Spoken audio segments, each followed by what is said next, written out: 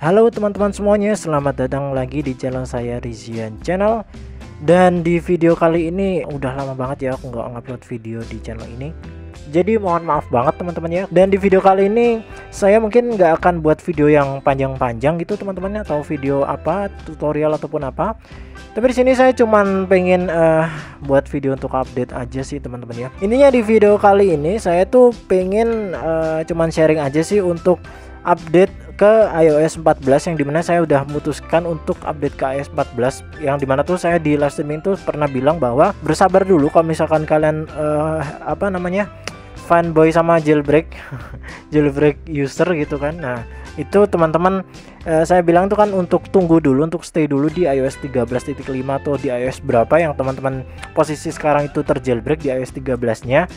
Namun saya putuskan sekarang untuk update karena ketika video ini dibuat, nah itu iOS 14 itu sudah resmi dirilis, maksudnya udah ada jailbreaknya, dan Cekren juga ada versi terbaru yaitu 0.12.0 beta, yang dimana itu udah support officially untuk iOS 14 sampai iOS 14.1, yang dimana posisi sekarang iOS saya juga berada di iOS 14.1 ya teman-teman ya. Dan untuk proses update-nya sebenarnya sih saya nggak perlu tunjukin juga, karena di situ ya teman-teman juga pastinya udah sangat-sangat tahu ya bagaimana caranya mengupdate iOS melalui laptop atau PC atau Windows ya, karena di sini juga saya pakai Windows ya teman-teman ya, nggak pakai macOS. Dan untuk proses jailbreaknya nanti mungkin akan saya upload juga videonya di next video ya, nggak di video kali ini juga, karena ini video juga bakalan singkat aja.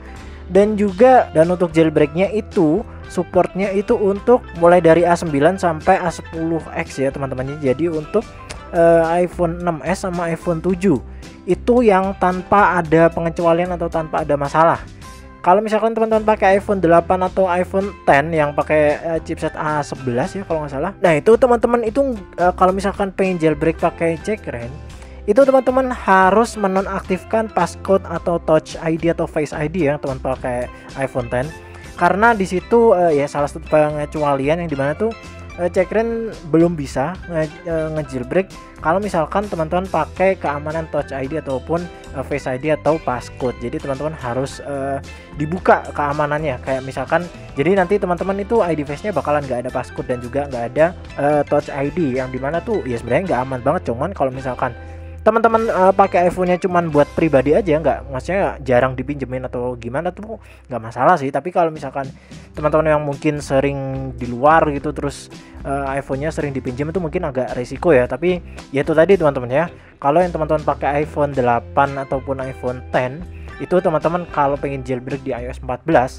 itu harus dihilangin atau dibuang untuk passcode dan juga Touch ID Face ID-nya dinonaktifkan gitu teman-teman ya. Karena ini juga versi jailbreaknya juga untuk sekarang ini update-nya cuman masih itu aja. Tapi kalau teman-teman pakai iPhone 7 ke bawah yang support iOS 14 itu teman-teman aman, meskipun teman-teman pakai Touch ID ataupun passcode itu tetap bisa jailbreak secara lancar ya teman-teman ya dengan Cekren terbaru ini. Dan untuk tutorialnya sebenarnya saya sarankan sih teman-teman kalau misalkan pengguna Windows atau belum atau nggak punya macOS, itu teman-teman pakai aja atau download aja OS Linux yang teman-teman bisa akses menggunakan dual boot dari Windows teman-teman, atau teman-teman bisa install di flash disk atau di mana, biar teman-teman nggak mengganggu OS Windows yang ada di laptop atau di PC teman-teman, biar teman-teman juga nggak kebingungan nanti kalau misalkan kebutuhannya kan cuman buat jailbreak aja tuh, untuk jalanin Cekren aja buat ngejailbreak gitu kan. Kalau misalkan harus dual boot juga kayak eman-eman nanti nggak kepake juga gitu Linux atau Ubuntu-nya. Nah itu teman-teman install di flash disk aja, kalau nggak salah sih minimal 32 GB kalau nggak salah ya. Tapi nggak tahu juga kalau misalkan di bawah itu apakah bisa apa enggak, karena kalau untuk boot RAM-nya sendiri saya tuh belum dapat info teman-teman ya, apakah boot RAM itu udah ada apa belum ketika video ini diupload nantinya. Jadi ketika video ini dibuat itu saya belum tahu teman-teman di boot RAM yang seperti yang saya buat tutorial yang sebelumnya untuk iOS 13.7 itu apakah udah bisa apa belum. Jadi buat teman-teman semuanya kalau misalkan tahu bisa tuliskan aja di kolom komentar, bisa bantu teman-teman yang lainnya. Atau juga nanti kalau misalkan saya udah udah ada waktu luang lagi buat ngebuat konten video tutorial jailbreaknya lagi, Nanti mungkin saya bakalan upload juga untuk caranya biar teman-teman itu cara seperti tutorial yang saya sebelumnya, yang dimana tuh cuman butuh flash disk aja, yang dimana ukurannya juga cuman 2 GB, jadi nggak gede-gede amat, yang dimana nanti teman-teman bisa mudah juga untuk akses untuk menjalankan dan juga untuk menjailbreak iPhone-nya, nggak perlu install OS lagi. Dan teman-teman di sini bisa lihat bahwa saya sudah berhasil untuk melakukan update iOS ke iOS 14 di iDevice saya, dan di sini ya bisa teman-teman lihat ya bahwa untuk versi iOS saya itu udah di iOS 14.1.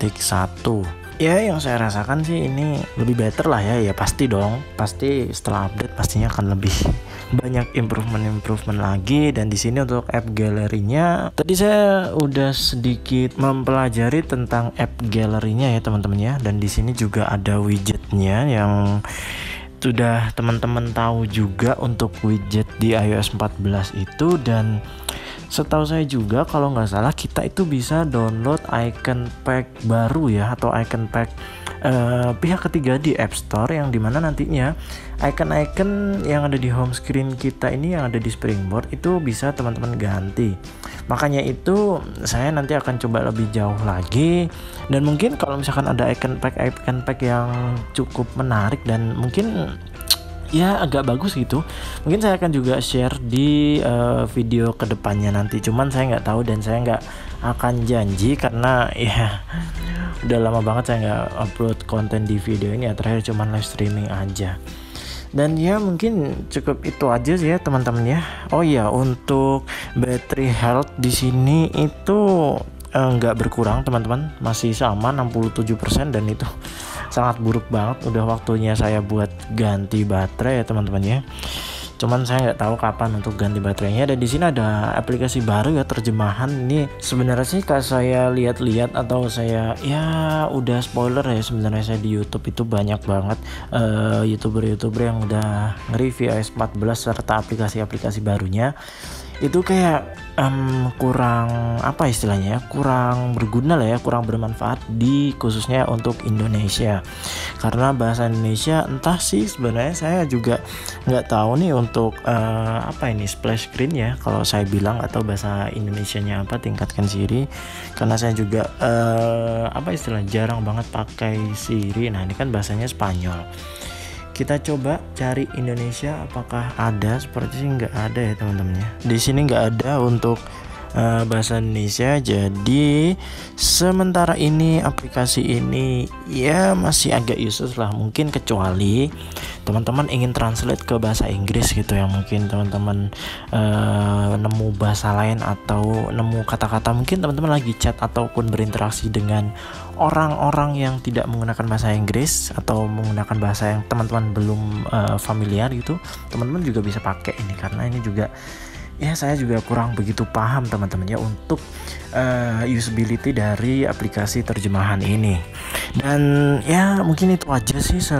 Selain itu cuman poin-poin kecil aja, kayak icon musiknya ini, Apple musiknya ini berubah, cuman berubah warna aja. Ya pokoknya gitulah, cuman poin-poin kecil aja. Jadi mungkin cukup sekian aja. Oh ya, di sini di mana di control center ini ada untuk NFC scanner ya teman-teman ya. Jadi di sini entah ini apakah NFC di iDevice atau di iPhone ini sudah unlock untuk semua kartu di Indonesia ataupun dimanapun, ataukah hanya support untuk Apple Pay. Karena saya juga posisi sekarang lagi nggak pegang teman-teman, maksudnya lagi nggak bawa aja untuk kartu yang bisa pakai dibaca dengan NFC. Jadi ya untuk saat ini saya belum coba, mungkin entah saya juga apakah akan nge-review iOS 14 ini dibandingkan dengan iOS 13.5 yang sebelumnya.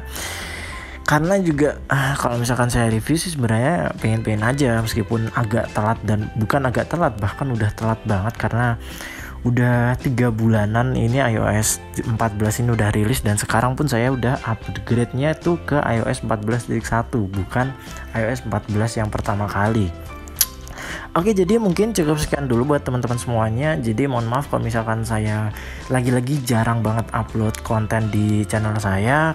Oke, gitu aja teman-teman mungkin video kali ini, karena juga video ini juga bakalan singkat banget, nggak panjang-panjang. Oke teman-teman, jadi thank you yang mungkin masih nonton dan masih nungguin dari konten-konten dari channel ini. Saya sangat berterima kasih dan sangat mengapresiasi kalian, karena ya kalian masih menunggu gitu teman-teman dari video di channel ini. Jadi thank you banget buat teman-teman semuanya. Jangan lupa buat like video ini kalau misalkan bermanfaat buat teman-teman semuanya. Tuliskan komentar juga, apapun lah, teman-teman bisa tanya jawab ataupun bisa sharing-sharing juga gitu, bisa bagi-bagi info ke teman-teman yang lainnya juga yang mampir di channel ini. Dan juga pastinya jangan lupa juga untuk share video ini jika bermanfaat, dan mungkin teman-teman dengan share itu bisa membantu teman-teman kalian yang lainnya yang mungkin belum tahu tentang jailbreaking dan juga hal-hal tentang iOS dan juga teknologi lainnya tentunya. Karena di channel ini juga saya mungkin kedepannya nggak bakalan cuman update tentang iOS saja, tapi tentang teknologi lainnya, ya pokoknya berhubungan dengan teknologi gitu. Intinya nggak jauh-jauh dari iPhone, dari Android, dari Windows, dari laptop, komputer, PC gitu-gitulah. Oke teman-teman, jadi mungkin cukup sekian aja untuk video kali ini. Thank you buat kalian semuanya. Jangan lupa juga untuk subscribe kalau yang belum subscribe, biar channel ini bisa lebih berkembang dan ya bisa meningkatkan kualitas kontennya lagi, dan juga pastinya biar saya bisa lebih semangat lagi buat konten di channel ini. Oke teman-teman, thank you buat kalian semuanya. Have a nice day and bye bye.